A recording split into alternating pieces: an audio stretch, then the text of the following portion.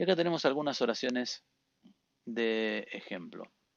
Ena biblio ine ena oreo d'oro. Un libro es lindo regalo, literalmente dice, es lindo regalo. No dice un buen regalo, dice es buen regalo o lindo regalo. Pesmuton titlo tu biblio pudeabasis. Recordemos que en la lengua griega no se admiten los gerundios utilizados en lugar del presente indicativo. ¿Qué quiere decir eso? En castellano es muy común que alguien nos pregunte, ¿qué estás haciendo? Y utilizamos verbo estar con el gerundio del verbo hacer. Gerundios son todas estas palabras que terminan en ando, endo y endo, ¿no? Corriendo, caminando, leyendo. Es una forma no finita del verbo que no refleja ni persona ni número, sino que indica una acción continua, ¿no? Entonces nosotros el gerundio lo utilizamos muchísimo para todo. Decimos, ¿qué estás haciendo? Estoy comiendo, ¿no? Bien, esa utilización del, del gerundio no se admite en griego. No se admite. Si tuviéramos que traducir literalmente, tendríamos que decir, ti hice canondas, ¿qué estás haciendo? Ti hice canondas. Pero no se dice eso, se dice ti canis, ¿qué haces? Literalmente. Porque en realidad es una forma como muy ampulosa, poco económica la que nosotros usamos, ¿no? Porque a nosotros nos gusta enfatizar mucho esta idea de, bueno, de estar haciendo algo, ¿no? De la presencia en medio de la continuidad, de nuestra presencia en medio de la continuidad de una acción, ¿no? Y nosotros responderíamos, estoy comiendo, que eso en griego literalmente sería imetrógondas, pero eso no se admite en griego. Entonces en griego se dice tro, ¿cómo? Entonces, ¿cómo sería? ¿Qué estás haciendo? Estoy comiendo. ¿Cómo sería traducido al griego? Sería tikanis, tro. ¿Qué haces? ¿Cómo? Una madre le pregunta al hijo, por ejemplo, ella pedimu tikanis, tikanis tora. Ella pedimu, che, niño mío, ¿qué haces? Y el chico responde peso, juego. Eso significa estoy jugando. Cuando en griego se utiliza el presente indicativo para decir juego, leo, como, eso ya significa que estoy haciendo la acción en el momento. Bueno, ¿se entendió este tema del gerundio?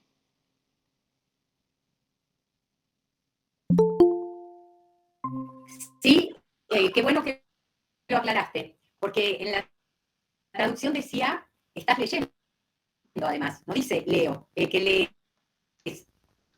Tal cual, tal Ya, cual. Esa es la razón por la cual entre las primeras clases yo hice mucha énfasis en una distinción, ¿no? El tema de las traducciones pelo a pelo son difíciles. Y el asunto es que el traductor no debe nunca traducir pelo a pelo cuando necesita entregar un trabajo traducido. A vos te encargan un libro, te encargan un artículo, te encargan, no sé, un texto de un correo electrónico, de una página web. Lo que vos tenés que hacer es traducir ideas.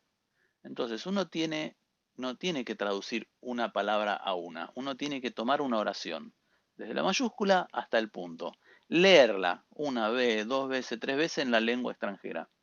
Cuando uno está completamente seguro de que uno entendió lo que el autor quiso decir, hay que hacerse la siguiente pregunta. ¿Cómo dirías eso en tu idioma? Si tenés que cambiar el orden de las palabras o utilizar palabras distintas, no importa. Ahí es cuando no hay que dejarse correr por el famoso refrán italiano que dice traduttore traditore, traductor traidor, ¿no? No hay que dejarse correr por esa chicana. Hay que traducir ideas, no hay que traducir palabras. Traducir palabra por palabra ya lo puede hacer Google y por eso los traductores online no han podido reemplazar todavía al oficio de traductor. Los traductores seguimos teniendo trabajo. Yo si quisiera trabajar de eso, todavía podría. Lo dejé hace algunos años cuando, eh, cuando estaba muy metido con la universidad, ¿no? Ahora, ¿qué sucede?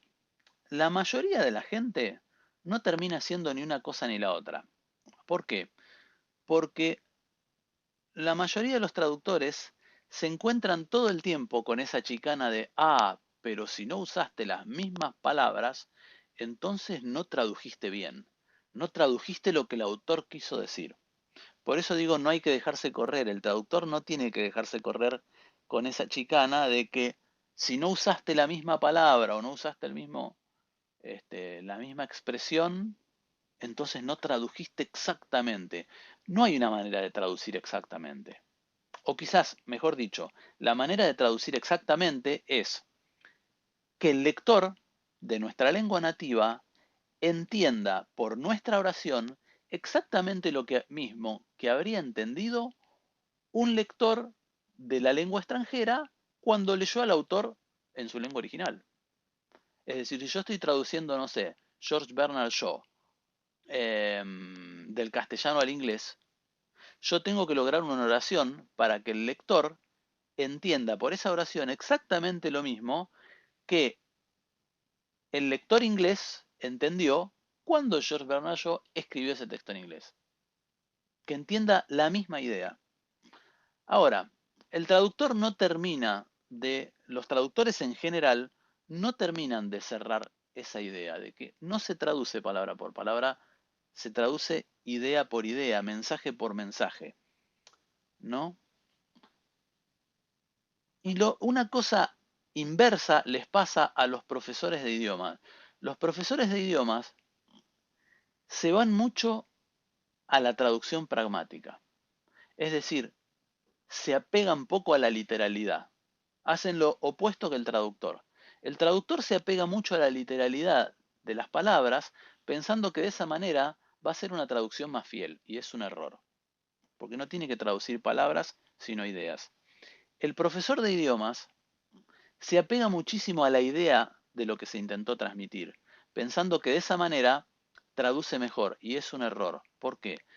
Porque el alumno que estudia un idioma necesita comprender la estructura del idioma, cómo funciona el idioma, no simplemente entender una idea, porque ¿cuál es el mensaje tan relevante que un estudiante va a aprender en una oración como por ejemplo, hola, soy Juancito, vivo en España, tengo 29 años, trabajo de cartero? ¿Cuál es ahí todo el mensaje tan importante? Generalmente cuando se comienza a aprender un idioma, ni siquiera se utiliza lenguaje figurativo, ni siquiera por ejemplo, la inmensa mayoría de los cursos están orientados hacia los turistas, hacia que vos aprendas a ir a un país extranjero y regatear un precio, hacer una reserva de hotel, comprarte un bolso nuevo, preguntar una dirección de cómo se encuentra un restaurante más cercano o cómo se llega a la plaza de tal lugar. La inmensa mayoría de todo el vocabulario que te enseñan en esos cursos son todas palabras concretas. No te van a enseñar a decir, por ejemplo, sentimiento, observación, crítica, matiz, este, mm, comparecer, ni ningún verbo, ni ningún vocabulario avanzado que implique la expresión de ideas, puntos de vista, sentimientos, percepciones, es decir, todo lo que nos hace humanos al fin y al cabo, ¿no? Te enseñan a mencionar cosas concretas, el perro, la plaza, la llave de la habitación del hotel. ¿Qué hay ahí de tan importante para, en términos de mensaje? Nada, nada. Entonces, El profesor de idiomas tiene que hacer exactamente lo contrario que el traductor. El profesor de idiomas sí tiene que atenerse a la literalidad de las palabras, porque traduciendo literalmente, le estás permitiendo al alumno comprender, hacer esa traducción pelo a pelo de cada palabra, qué palabra se corresponde con cuál, para aprender vocabulario nuevo, ¿no? Que es lo que no hay que hacer en la traducción de textos y que es lo que hace Google a veces, ¿no? Entonces, por ejemplo, pez mu traduce literalmente dime. Tontitlo no se traduce literalmente como el título porque está en acusativo. Del libro sí se traduce bien con tu biblio. Pu se traduce literalmente con qué, pero diabasis no significa estás leyendo, significa lees. La pregunta es, ¿el alumno, si vos le traducís las cosas literalmente, va a entender mal? No, no va a entender mal. Al contrario, va a familiarizarse con la sintaxis nativa de ese idioma. Con la sintaxis nativa de ese idioma. Entonces, las traducciones literales, primero hay que distinguir lo que es la traducción literal de la traducción pragmática. La traducción literal es palabrita por palabrita. La traducción pragmática es lo que quiso decir, el mensaje. Cuando uno trabaja como traductor hay que hacer énfasis en el mensaje y dejar la literalidad. Cuando uno trabaja como profesor de idiomas hay que hacer lo contrario. Hay que aferrarse a la literalidad y dejar que el alumno comprenda y mueva las piedritas, como decía un amigo, y haga el esfuerzo eh, de, ¿cómo se llama? De comprender qué es lo que se quiso decir con esas palabras. Y se logra, no es ninguna proeza. Por ejemplo, una oración en noruego que yo utilicé muy frecuentemente para ilustrar esto. Un inglés va a estudiar a Noruega y está recibiendo la llave de la habitación donde se va a alojar y la persona que le hace firmar el contrato que él firmó con la universidad le pide su número de teléfono y él dice, Jeg har dessverre ikke mobiltelefon ennå. Jeg har dessverre ikke mobiltelefon ennå. Y eso literalmente quiere decir, yo tengo lamentablemente no teléfono móvil todavía. ¿Ustedes entienden lo que quiso decir? Yo tengo lamentablemente no teléfono móvil todavía. ¿Entendieron qué es lo que quiso decir? Si yo lo traduzco así literalmente. Que todavía no tiene número de teléfono. Tal cual, tal cual. Y hay profesores que escucharían esa traducción literal que yo hice y se agarrarían la cabeza y decir, no, ¿cómo vas a traducir así? No, traducir. Para traducir un libro, sí, no vas a traducir así. Pero acá no estamos traduciendo, acá estamos enseñando la lengua. Son dos cosas distintas. El lector de una traducción no necesita comprender cómo funciona la lengua que vos le tradujiste. Pero el alumno sí lo necesita. Entonces, si vos agregás palabras de más o quitás palabras de menos cuando haces la traducción, el alumno empieza a hacer esa relación porque es automático. Uno mentalmente lo hace, quiéralo o no. ¿Verdad? Ena biblio ine orea doro. A ver, ¿qué significa? Ena un, libro, biblio. Ine es un buen regalo, pero tengo dos palabras, pero acá abajo tengo tres. Entonces, oreadoro quiere decir un buen regalo, ponele. ¿No? Ahí ya uno empieza a hacer agua, empieza a hacer cortocircuito. Y además, con esas traducciones literales, uno memoriza más fácilmente en su propia lengua que la otra lengua no construye las oraciones de la misma manera. En noruego no se dice, lamentablemente, yo todavía no tengo teléfono móvil, porque el adverbio se mete en el medio, una cosa muy parecida a lo que hace el griego cuando omite el homos, que significa sin embargo, Nosotros el sin embargo ponemos sin embargo, coma, y ahí decimos todo lo que tenemos para decir. El griego no hace eso, arranca la oración y en el medio te manda el sin embargo. Y uno quedó así como diciendo, ¿qué pasó ahí? ¿No? Bueno, el noruego hace una cosa parecida con los adverbios, ¿no? Y además menciona el verbo, el noruego, manda el adverbio y después pone la partícula negativa del verbo. Har dessverre ikke mobiltelefon. Ikke. Ikke es la partícula negativa. Y al igual que en inglés no se dice yo no tengo, se dice yo tengo no, ¿no? I have not. Bueno, traduciendo literalmente, uno comprende y de hecho se van a dar cuenta, especialmente con los buenos profesores, de los cuales mayormente son gente que no tiene una titulación formal y que se han lanzado a enseñar con mucho talento, la verdad, en YouTube. Por ejemplo, Juanjo Fantoso. Juanjo Fantoso es un pibe talentoso y es un pibe que no estudió profesorado.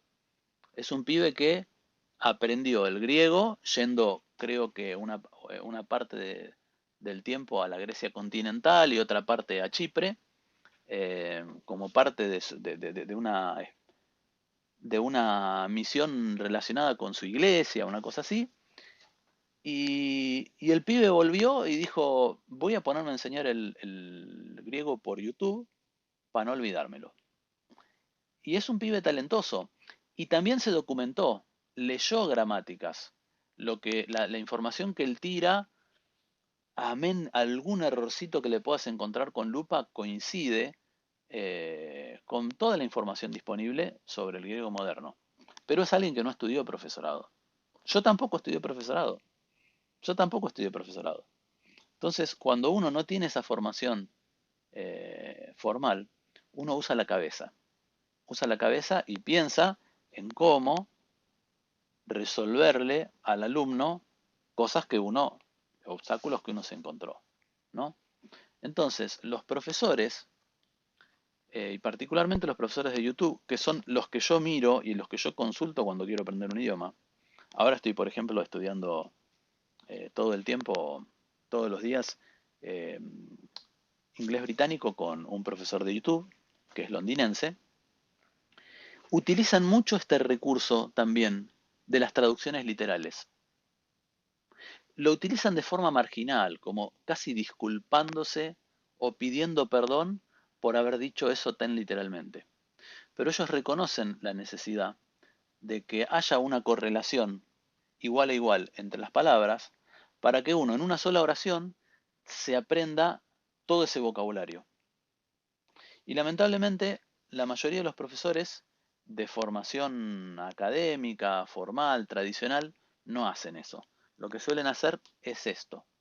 Mezclan el oficio de traductor con con el de profesor y te traducen el significado final de la oración. Y hay algunos que se ponen virulentos con eso.